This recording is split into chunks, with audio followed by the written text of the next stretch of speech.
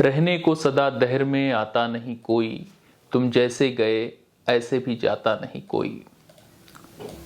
शफीकुर रहमान बर्क 94 साल के सबसे बुजुर्ग सांसद, जिनका गत 27 फरवरी 2024 को इंतकाल हो चुका है। 1930 में जन्मे डॉक्टर शफीकुर रहमान बर्क 94 साल की उम्र में जिंदगी की आखिरी सांस गिन चुके हैं।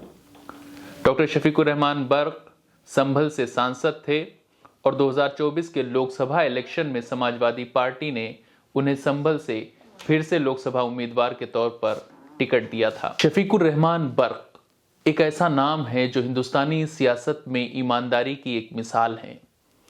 डॉक्टर शफीकुर रहमान बर्क की ईमानदारी की एक मिसाल दी जाती है कि उन्होंने अपने राजनीतिक करियर में कभी भी छल कपट नहीं किया और उसकी एक मिसाल डेमोक्रेटिक कंट्री में दी जाती है। 50 से ज्यादा सालों तक वो एक्टिव पॉलिटिक्स का हिस्सा रहे। 4 बार वो एमएलए रहे और 5 बार वो सांसद रहे। 1 बार वो मंत्री की हैसियत से भी उत्तर प्रदेश सरकार में उन्होंने काम किया। उनकी ईमानदारी की मिसाल सियासत के हलकों में गूंजती रहती है। कभी प्रधानमंत्री नरेंद्र मोदी उनकी उम्र को लेकर उनकी तारीफ करते हैं और सबसे बुजुर्ग सांसद के तौर पर वो हिंदुस्तान में जाने जाते थे।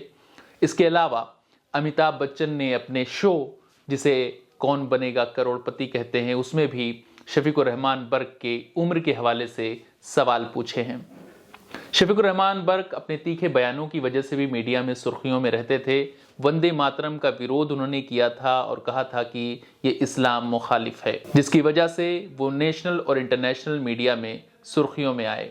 बहुत सारी बातों को लेकर वो सरकार का मुखर तौर पर विरोध भी करते हैं और इस बार जब वो संसद में थे तब भी उन्होंने कई बिलों पर सरकार के मुखालिफ में मोर्चा खोला था और अपनी स्पीच दी थी और उनकी स्पीच वायरल भी होती है। शफीकुर रहमान बर्क एक ऐसे नेता हैं जिन्हें आज़ादी से पहले से लेकर अब तक का सियासत का हर तरह का तजर्बा है। उन्होंने अंग्रेज़ों का दौर भी देखा, उन्होंने आज़ादी भी देखी, उन्होंने आज़ादी के बाद हिंदुस्तान का डेमोक्रेसिक ताना बाना भी देखा और बहुत सारी राजनीतिक पार्टियों का उतार भी देखा, उनका चढ़ाव भी देखा और उनका जवाल भी उन्हीं के सामने हुआ। अलग अलग पार्टी का वो हिस्सा रहे। चौधरी चरण सिंह के साथ वो राजनीति में पहली मर्तबा आए थे और अखिलेश यादव की सरबराही वाली समाजवादी पार्टी से वो फिलहाल सांसद थे। शफीकुर रहमान बर्क न सिर्फ जयंत चौधरी के साथ बल्कि अलग अलग पार्टियों से एमएलए चुने गए, अलग अलग पार्टियों से वो सांसद रहे और फिलहाल वो समाजवादी पार्टी से सांसद थे। जयंत चौधरी के साथ अपने राजनीतिक करियर की शुरुआत करने वाले शफीकुर रहमान बर्क समाजवादी पार्टी के मुखिया मुलायम सिंह यादव के भी बहुत करीबी रहे और समाजवादी पार्टी के संस्थापकों में भी शामिल रहे।